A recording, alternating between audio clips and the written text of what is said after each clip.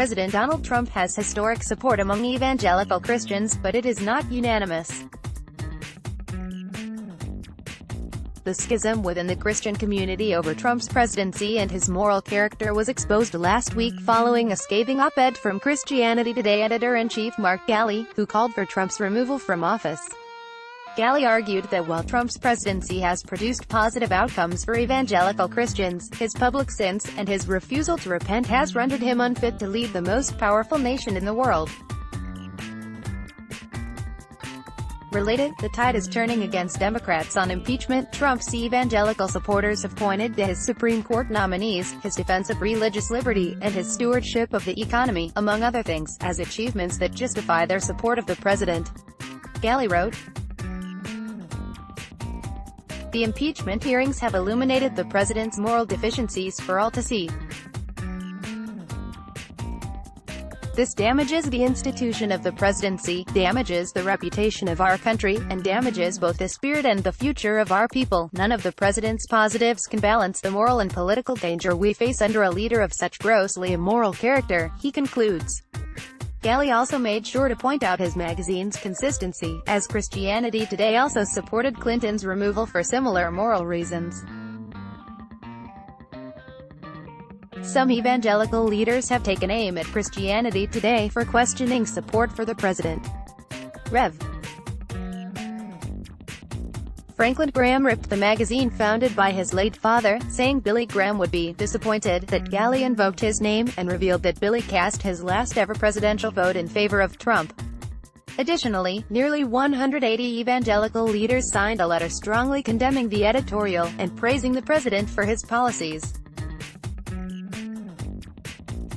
Related, Facebook apologizes for banning Franklin Graham. Franklin Graham, son of Billy Graham, delivers a sermon during the funeral service for the late U.S. evangelist Billy Graham at the Billy Graham Library in Charlotte, North Carolina, U.S., March 2, 2018.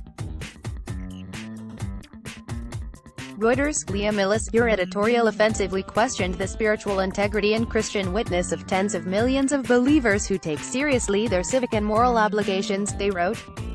Other Christian and conservative voices have taken a more nuanced view of Christianity Today's editorial. I don't fully endorse Christianity Today's editorial on Trump, but I am glad they published it, and this follow-up is good too, Rod Dreher, an editor of the American Conservative, tweeted Sunday. In my view, conservative Christians can legitimately take a variety of stances on Trump, except in critical adoration. I don't really disagree with a lot of the points made by Christianity Today's editorial. And I don't blame Christians for sitting out the election in 2020. Eric Erickson wrote in The Resurgent. But the reality is the Democrats' impeachment was silly. They didn't really mean it. So there is no reason for any Republican to support it. This is a crucial point that conservatives have emphasized in their defense of Trump, but one that Christianity Today's editorial glosses over. Republicans have been increasingly frustrated as Democrats and some anti-Trump Republicans have supported to browbeat Republicans into supporting impeachment, mostly based on moral and political arguments. This was demonstrated by the frustration of Republican Texas Rep. Will Hurd, a moderate, retiring Republican House member, and frequent critic of the president, who nonetheless refused to vote for impeachment. Related, have Democrats poisoned the well on impeachment? While Christianity Today's editorial chastises the president for his moral failings, it fails to make a cogent legal argument as to how Trump's now infamous July phone call with Ukrainian President Volodymyr Zelensky constitutes a high crime or misdemeanor worthy of removal. Nor does it make a particularly compelling case as to why evangelical Christians should view that phone call specifically as an affront to their values. This is not to say that Christianity Today's concerns about Trump's character are unfounded and should be dismissed.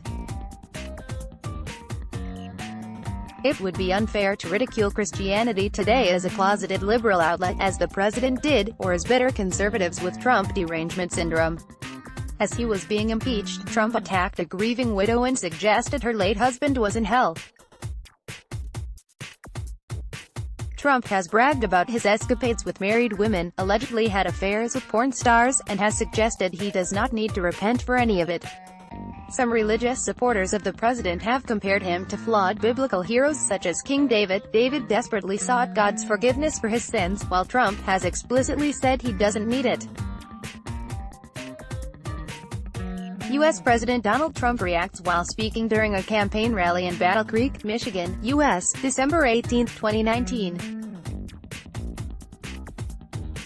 Reuters, Leo Millis, file photo. Christianity Today also expresses dismay at the conspicuously transactional relationship between evangelical leaders and Trump, saying the relationship muddies their message and could hurt their credibility in the future. Consider what an unbelieving world will say if you continue to brush off Mr. Trump's immoral words and behavior in the cause of political expediency, Galley writes.